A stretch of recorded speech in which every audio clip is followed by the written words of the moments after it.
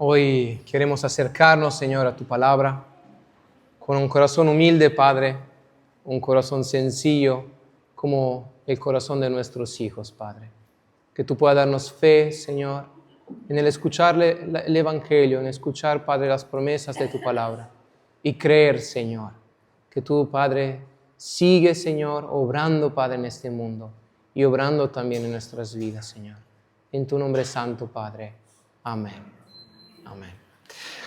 Queremos leer esta mañana Marcos capítulo 6, al versículo 14 al versículo 29. Hoy mi lector oficial será Miqueas. Puede leerlo también acá. El rey Herodes oyó de Jesús, porque su nombre había llegado a ser muy conocido. Unos decían: Juan el Bautista ha resucitado de los muertos, y por esta razón operan estos poderes en él. Otros decían: es Elías, mientras otros decían: es profeta como uno de los profetas. Pero cuando Herodes oyó esto, dijo: Juan, a quien yo decapité, ha resucitado. Porque Herodes mismo había mandado prender a Juan y lo había encadenado en la cárcel por causa de Herodías, la mujer de su hermano Felipe, porque se había casado con él. Pues Juan le decía a Herodes: no te es lícito tener a la mujer de tu hermano. Pero Herodías lo acechaba y deseaba matarlo, aunque no podía porque Herodes temía a Juan, sabiendo que era hombre justo y santo, y lo protegía. Y al escucharlo quedaba muy perplejo, pero le oía de buena gana. Llegó un día oportuno cuando Herodes, en la fiesta de su cumpleaños, dio una cena para sus altos oficiales, los tribunos y las personas principales de Galilea. Entonces la hija de Herodías entró y danzó y agradó a Herodes y a los que estaban con él a la mesa. Y el rey le dijo a la muchacha: pídeme lo que quieras y yo te lo daré. Y le juró mucho: todo lo que me pidas te daré, hasta la mitad de mi reino. Ella salió y dijo a su madre: ¿qué te diré? Y esta dijo: la cabeza de Juan el Bautista. Enseguida ella entró con prisa al rey y le pidió diciendo: quiero que ahora mismo me des en un plato la cabeza de Juan el Bautista.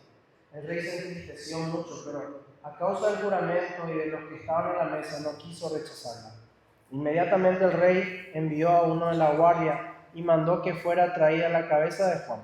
Este fue, lo decapitó en la cárcel y llevó su cabeza en un plato. Le dio a la muchacha y la muchacha se la dio a su madre. Cuando sus discípulos oyeron esto, fueron y tomaron su cuerpo y lo pusieron en un sepulcro. Gracias, Miqueas. Es uno de los textos bíblicos quizá más tristes, más difíciles del Nuevo Testamento.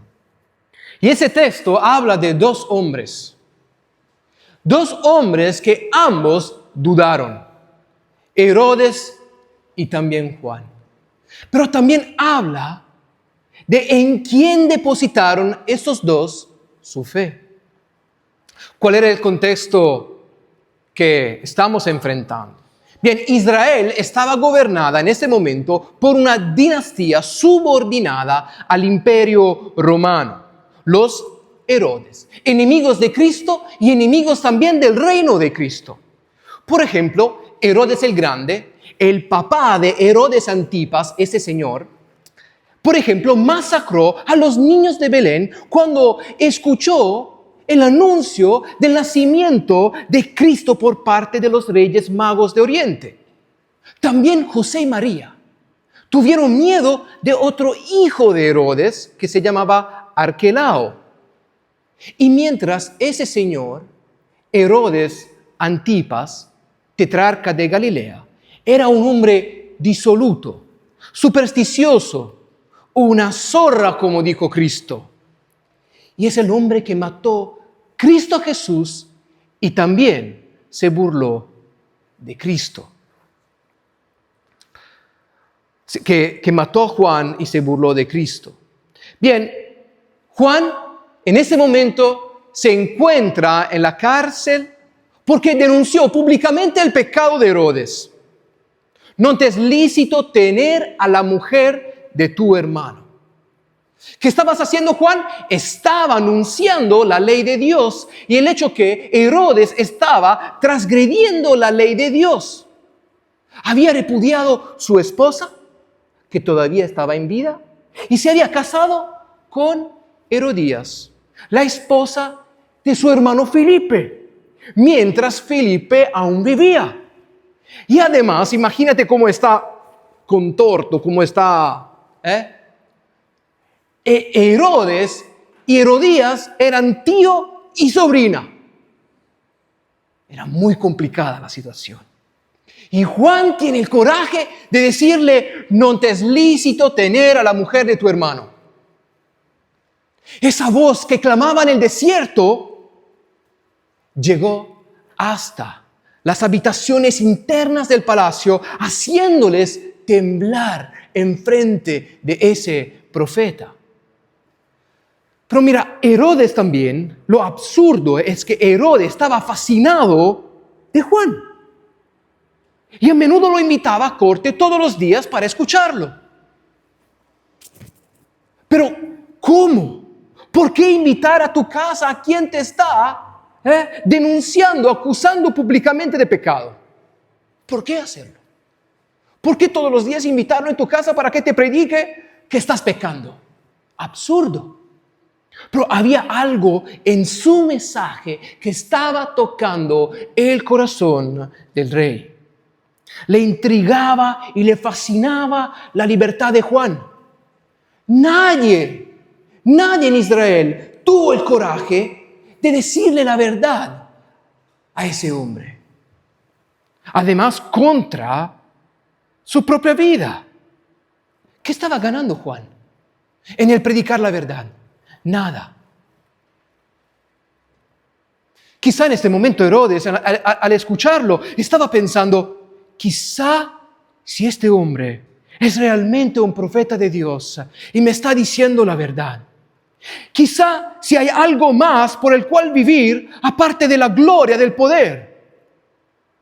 El corazón de Herodes estaba dividido. Pero lo triste es que este hombre tuvo muchas veces la oportunidad de escuchar el Evangelio, arrepentirse, cambiar, rendirse, pero no lo hizo. Y pasaron los días.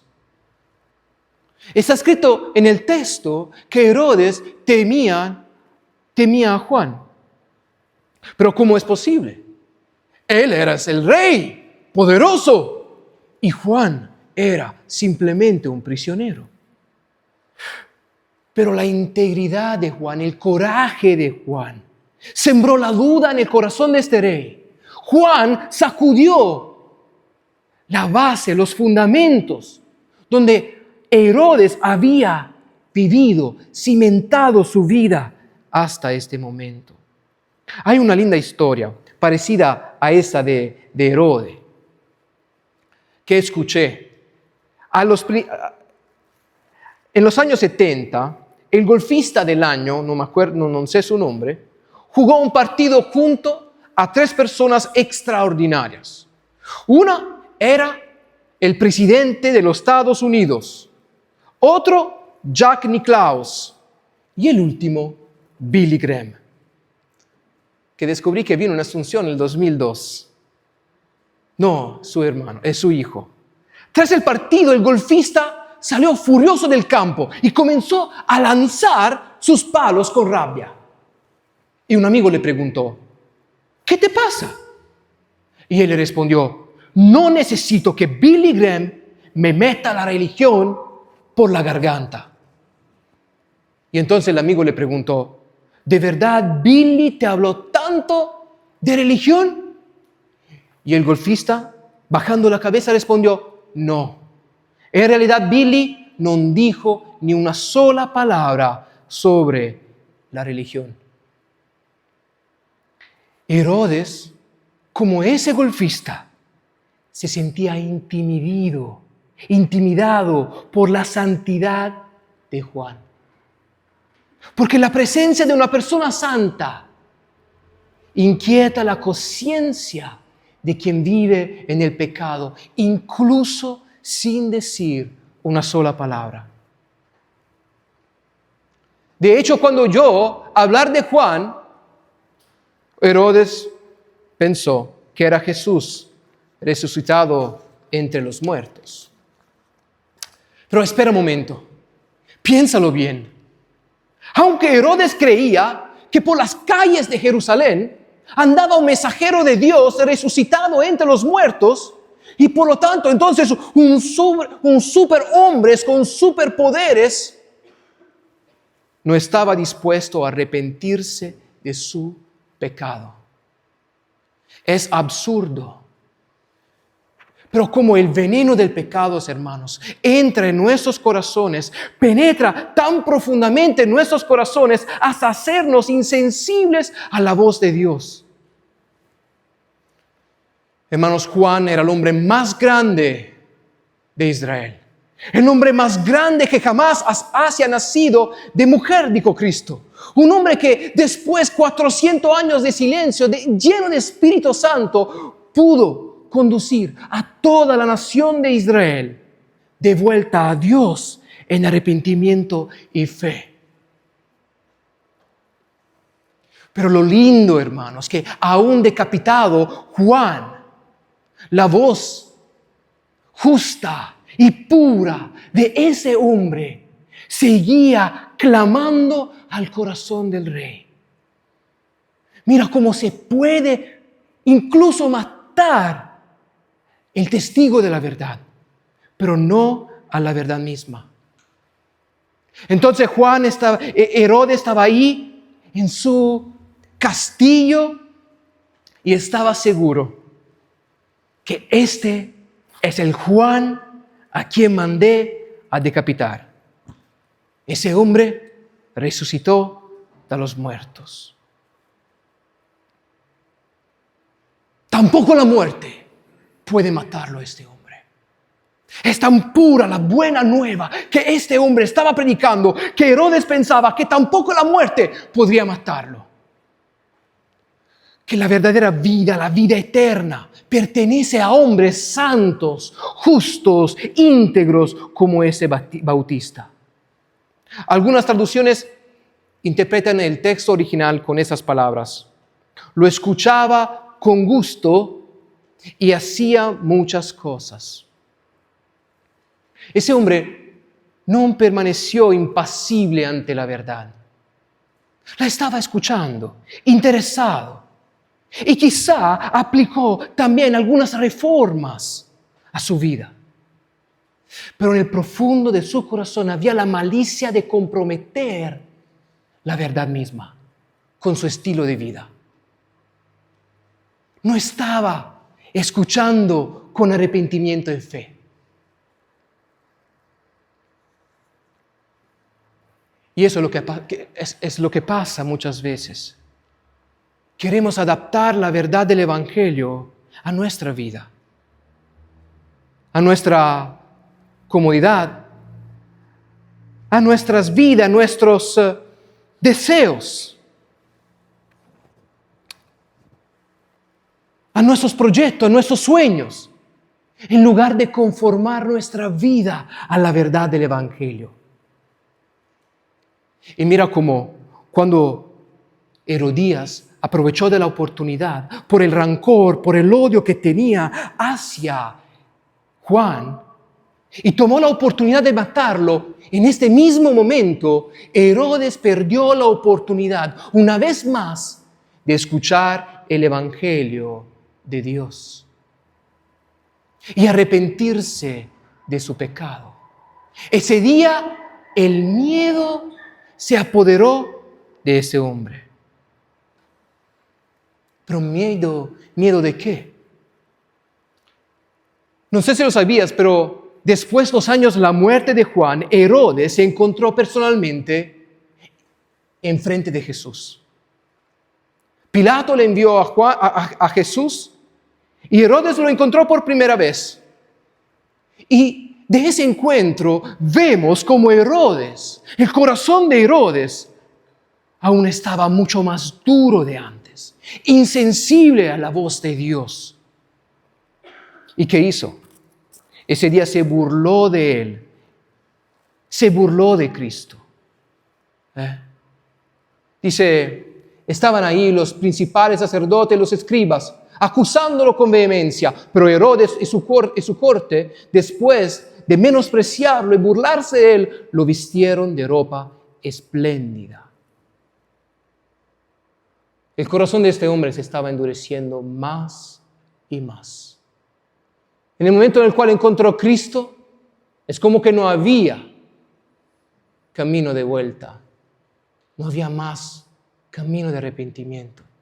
Estaba tan duro. Y sabes, lo más triste en este caso es que Cristo no respondió. Le dice, pero Jesús no le respondió nada. Triste fue el silencio de Cristo. Hermano, ese es el silencio del Evangelio. Uno de los juicios más terribles de Dios es cuando Él deja de hablar a nuestros corazones y nos abandona a la dureza de nuestros corazones. Cristo guarda silencio ante este hombre que rechazó la gracia de Dios una y otra vez. Mira lo lindo, porque cuando Herodes estaba dudando y al escuchar a Juan, Dios estaba hablando. Aunque dudaba, Dios hablaba por medio de Juan. Pero el día que Herodes simplemente buscó divertirse en frente del Mesías, Dios guardó silencio.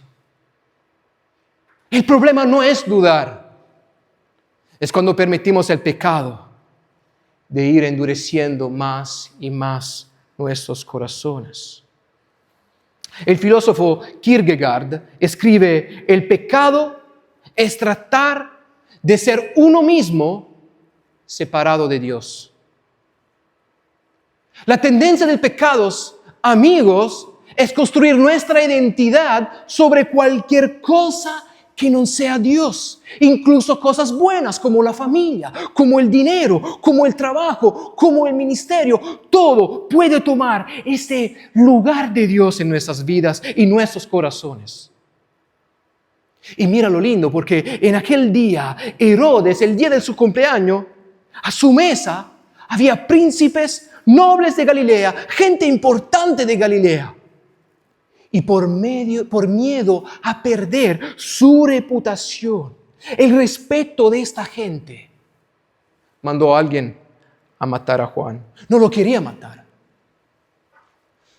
pero se dejó llevar por el miedo. Había algo en el corazón de Herodes. Herodes estaba adorando algo. Somos esclavos de lo que adoramos. Y adoramos lo que creemos que nos puede dar alegría e identidad. Herodes estaba adorando algo. Tenía miedo de perder el prestigio en frente de sus grandes. Nuestros mayores temores revelan nuestros más grandes ídolos en nuestros corazones. La pregunta es: ¿cuál es tu temor? ¿De qué tienes miedo? ¿Cuál es el ídolo de tu corazón? ¿Qué teme perder? Herodes era esclavo del miedo a perder su reputación. Herodías era esclava del resentimiento, del odio por Juan. Salomé, su hija, tenía miedo de su mamá, de la aprobación de su mamá. Entonces, la paradoja es que el único libre en ese momento era Juan el Bautista. En estas últimas semanas he descubierto que yo también tengo miedo en mi corazón.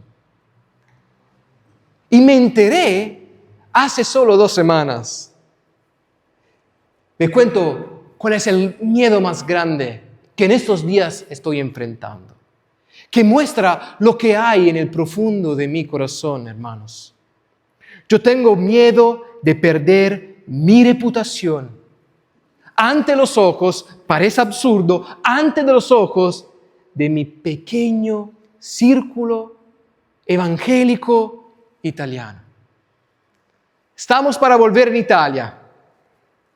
Y todas las veces que yo estoy considerando y pensando que tengo que volver en Italia, predicar en Italia, encontrar los hermanos de Italia, me preocupo. Me preocupo. Hay el deseo de mantener la reputación enfrente de mis hermanos. Y eso tal vez es lo que me controla. Es lo que tal vez brota en un conflicto con mi esposa, por ejemplo, o con mis hijos, o con los hermanos de Italia. ¿Cuál es tu miedo? ¿Qué teme perder? Pero Juan no tenía miedo. No tenía miedo. ¿Por qué? ¿Por qué Juan no tenía miedo? Porque Juan temía solo Dios. Cuando tememos a Dios, no tememos a nadie. Juan temía solo a Dios. Llegaron sus discípulos, Salomé baila, Herodes decide de matarlo, mata Juan, vienen los discípulos de Juan, lo toman, lo llevan consigo, lo sepultan, lo entierran y ahí se acabó la historia de Juan. Pero algo permanece, el mensaje de Juan. Hermanos, me anima a pensar que mi muerte no será el final, que después Giacomo, la historia del Evangelio seguirá en Paraguay, como en Italia, como en todo el mundo. Dios está escribiendo una historia hermosa, la historia del Evangelio. Y aunque después nuestro entierro, Dios seguirá predicando su palabra. Porque toda carne es como la hierba, y toda su gloria es como el flor de la hierba. La hierba se seca y la flor se cae, pero la palabra del Señor permanece para siempre.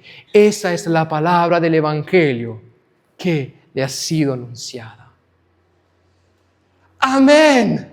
¡Qué lindo! Estamos participando, hermanos, a algo eterno, algo más grande de nuestras historias. Hace algunos días murió una hermana especial por mi corazón. Una señora que 37 años vivió en la silla de rueda. Su nombre es Gilda. Ayer estaba considerando que me vio el día de mi bautismo. Tenía 18 años cuando me bauticé. Esa señora oró por mi vida toda la vida. ¿Y sabes qué? Estaba orando cada día por toda la iglesia, por todos ustedes. Esa señora, desde el día que vine en Paraguay, tomó el compromiso de orar. Y yo y Mira le enviamos fotos para mostrarle las caras y ella en su pieza sola estaba orando por toda la iglesia. Cuando murió, mi corazón, ¡pum!, explotó. Nunca mi hijo me vio llorar. Papá, ¿por qué está llorando así? Ay, Elia, murió una amiga que le quiero muchísimo. Pero ¿qué quiero decirte con esto? Un ictus y murió. Quizá tampoco al funeral celebraron realmente lo que esa señora era. Pero hermanos, nuestra vida es un viento, es un vapor, es un polvo. Somos peregrinos en esta tierra. Lo importante es qué estamos construyendo, a qué estamos participando, qué queremos dejar, estamos participando en un movimiento más grande, una historia más grande. O nuestra vida tiene sentido solo por ese tiempo, por esos 20, 30, 80 años de vida.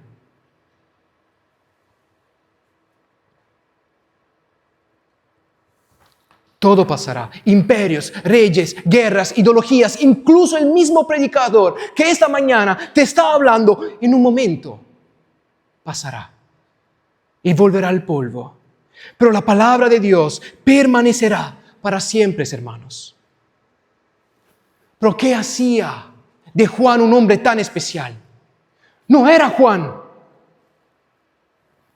Incluso Juan, cuando estaba en prisión, en un momento de gran desánimo, dudó. El mayor profeta, el más gran hombre de Dios que vivió que pisó esta tierra, dudó y envió a preguntar a Jesús: ¿eres tú aquel que ha de venir o debemos esperar a otro? Si estás dudando, no te preocupes. Estás en buena compañía. Pero no porque tú te quedas en la duda. Mira lo lindo. No era la fe de Juan, era el objeto de la fe de Juan. Escuché un lindo ejemplo de Timothy Keller que dice: si estás precipitando por un precipicio, por un acantilado, y hay una rama que sobresale de la piedra, de la montaña, y estás cayendo ahí, y tienes la esperanza del 15% de alcanzar esa rama. Y finalmente la alcanza. ¿Qué pasa? ¿Estará salvo al 15% o al 100%? ¿Qué les parece? Sin temor. Al 100%. ¡Claro! Mira lo lindo, hermanos.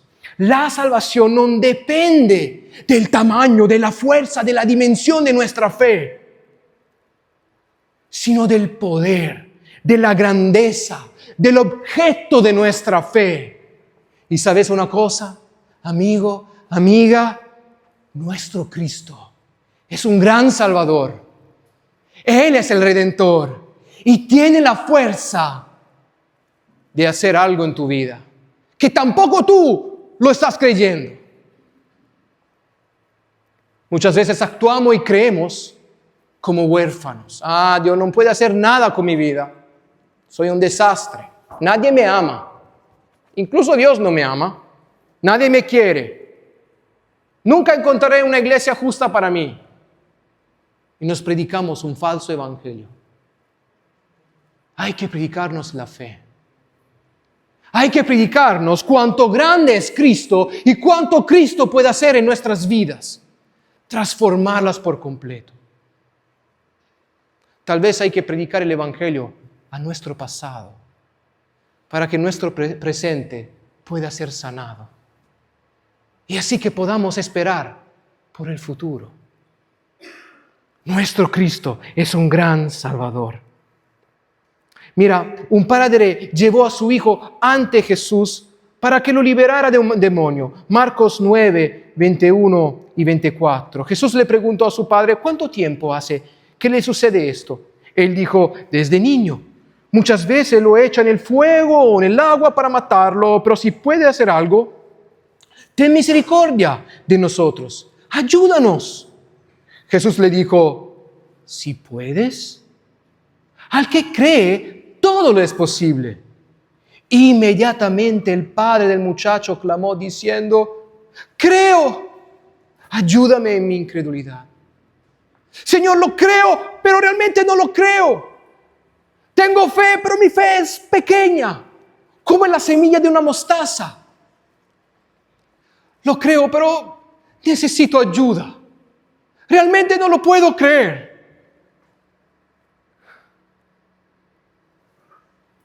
¿Qué cree que hizo Cristo? Le dijo: regresa cuando en tu corazón no haya rasgo, nada de algún incredulidad. Vuelve cuando tu corazón puede decir solo sí lo creo. Le dijo así. No, lo sanó. Cuando toda nuestra fe, aunque sea tan pequeña como un grano de mostaza, se rinde y se entrega completamente a Cristo, Cristo obra. Entonces no te fijes en tu poca fe, sino corra hacia Él en tu incredulidad. Entrégale tus dudas, tus preocupaciones, y Él obrará por su gloria. Para terminar, Juan murió y fue sepultado. Y también Jesús murió y fue sepultado. Pero luego Cristo venció a la muerte, resucitó y salió del sepulcro también por Juan. Juan fue rechazado en aquella fiesta. Pero Juan un día fue recibido y será recibido en las bodas del Cordero. Todos habríamos esperado un giro inesperado. No sé, un ángel, un terremoto. Jesús con una espada de llama de fuego que librara a Juan de su cautiverio. Pero no hubo más que una hacha, un verdugo, la oscuridad y luego el final. Muchas veces yo al leer estas palabras me pregunté, pero ¿cómo puede ser que el hombre más grande que jamás haya nacido de mujer muera así?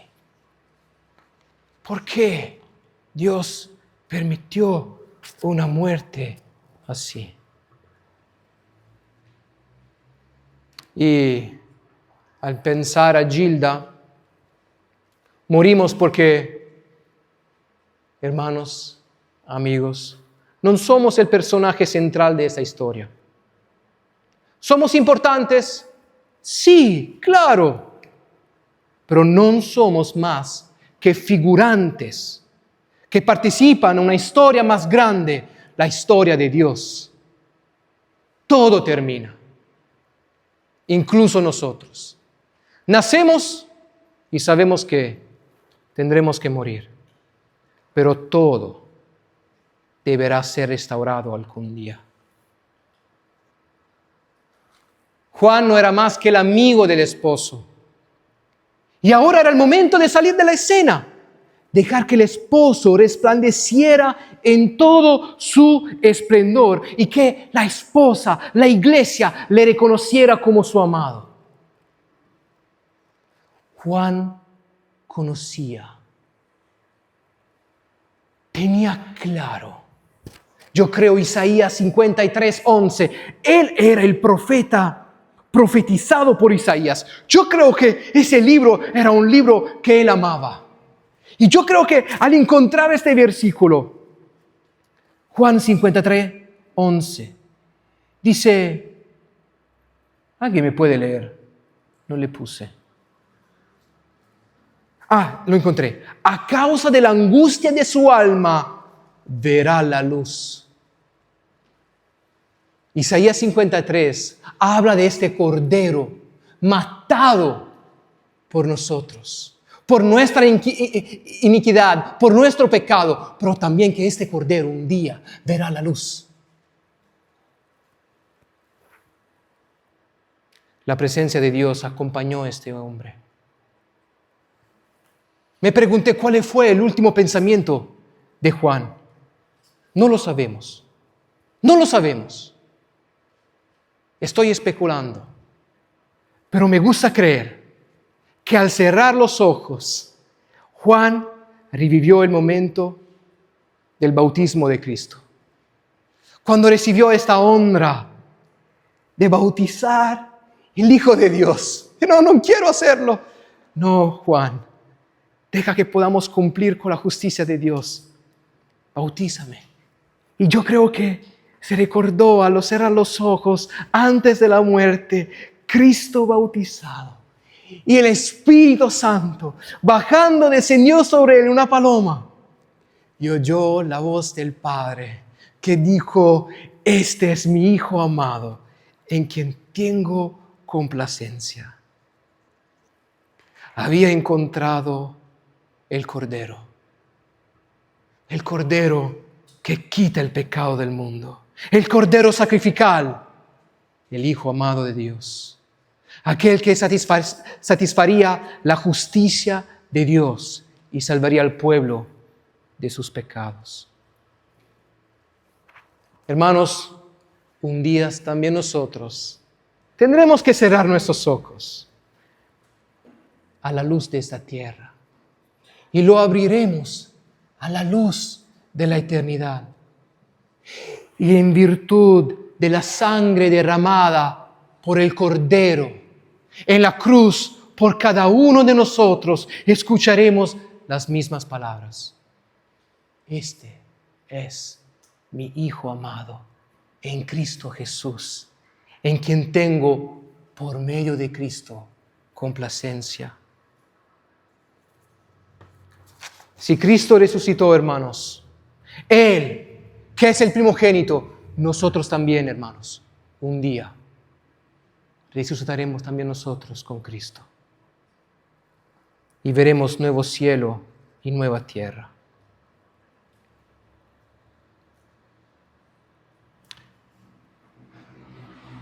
Ahora, quiero que podemos levantarnos. Y podemos, mientras yo voy leyendo Apocalipsis 5, del versículo 6 al versículo 14, podamos pasar enfrente y tomar pan y el vino.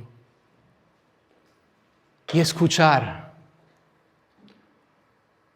lo que también esta mañana leyó Miqueas.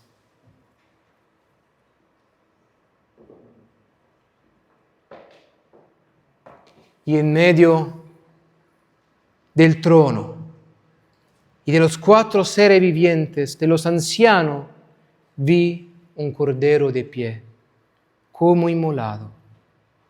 Tenía 7 cuernos, 7 ojos, que son los 7 espíritus de Dios enviados a toda la tierra. Él fue y tomó el libro de la mano derecha del que estaba sentado en el trono.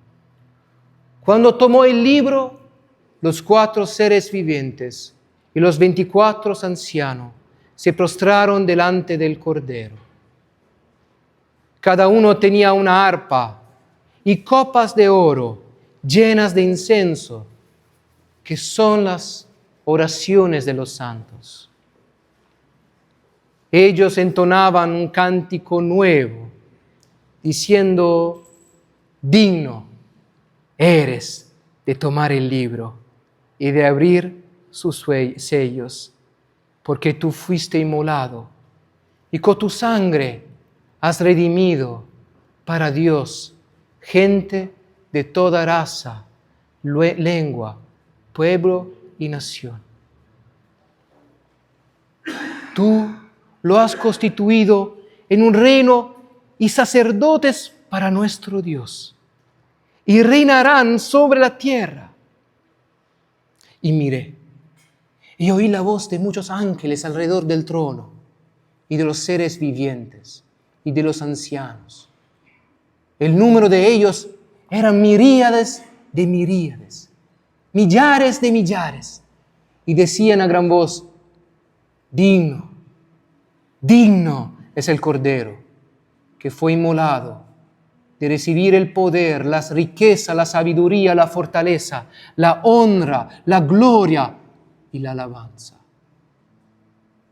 Y oí toda criatura que está en el cielo y sobre la tierra y debajo de la tierra y en el mar, y todas las cosas que hay en ellos, diciendo: aquel que está sentado en el trono y al Cordero sea la bendición y la honra y la gloria y el poder por los siglos de los siglos. Los 4 seres vivientes decían: amén. Y se prostraron a adorarlo.